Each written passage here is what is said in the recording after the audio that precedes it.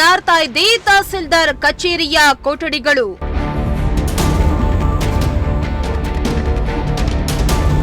ಅಧಿಕಾರಿಗಳ ಕಚೇರಿಯೇ ಈ ಸ್ಥಿತಿಯಾದ್ರೆ ಜನರ ಗತಿಯೇನು?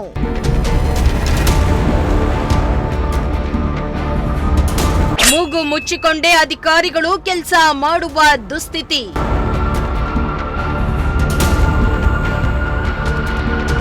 ಎಸ್, ತಹಸೀಲ್ದಾರ್ ಆಫೀಸ್ ಡಿಸಿ ಕಚೇರಿ ಅಂದ್ರೆ ನಿತ್ಯ ನೂರಾರು ಮಂದಿ ಜನರು ಕೆಲಸಗಳಿಗೆ ಆಗಮಿಸುತ್ತಾರೆ. ಆದರೆ ತಹಸೀಲ್ದಾರ್ ಕಚೇರಿಯ ಸ್ಥಿತಿ ಮಾತ್ರ ಹೇಳದಿರದಾಗಿದೆ.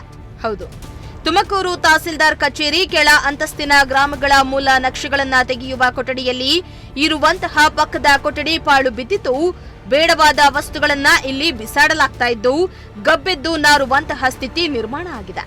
ಅಲ್ಲದೆ ಈ ಕೊಠಡಿಯಲ್ಲಿ ವಿಷ ಜಂತುಗಳು ಸೇರ್ಪಡೆಗೊಳ್ಳುವ ಸಾಧ್ಯತೆ ಇದ್ದು ಅಪಾಯ ಕೂಡ ಹೆಚ್ಚಾಗಿದೆ.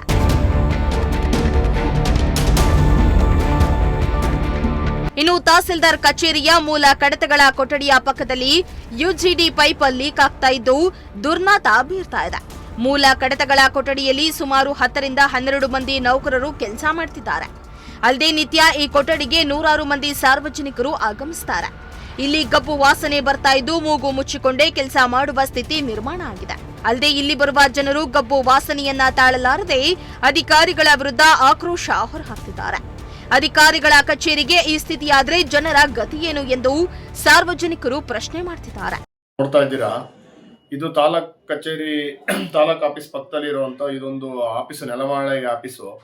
ಈ ಆಫೀಸ್ ಪಕ್ಕದಲ್ಲಿ ಎಲ್ಲ ಸರ್ವೆ ಮೂಲ ದಾಖಲಾತಿಗಳು ಸಹ ಸಾರ್ವಜನಿಕರು ಇಲ್ಲೇ ತಗೊಳಕ್ ಬರೋದು.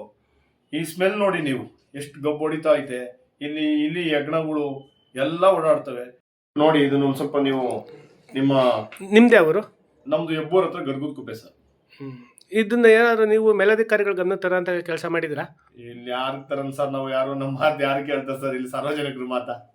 ಇನ್ನು ತಹಸೀಲ್ದಾರ್ ಕಚೇರಿ ಅವ್ಯವಸ್ಥೆಯಿಂದ ಕೂಡಿದ್ದು ಸಾರ್ವಜನಿಕರು ಹಾಗೂ ನೌಕರರು ಪರದಾಡುವಂತಾಗಿದೆ. ಏನಾದರೂ ಸಂಬಂಧಪಟ್ಟ ಅಧಿಕಾರಿಗಳು ಎಚ್ಚೆತ್ತುಕೊಂಡು ತಹಸೀಲ್ದಾರ್ ಕಚೇರಿಯಲ್ಲಿ ಆಗಿರೋ ಅವ್ಯವಸ್ಥೆಯನ್ನ ಸರಿಪಡಿಸಬೇಕಾಗಿದೆ. ಶ್ರೀನಿವಾಸ ಸೋಪ್ನಳ್ಳಿ, ಪ್ರಜಾಶಕ್ತಿ ಟಿವಿ, ತುಮಕೂರು.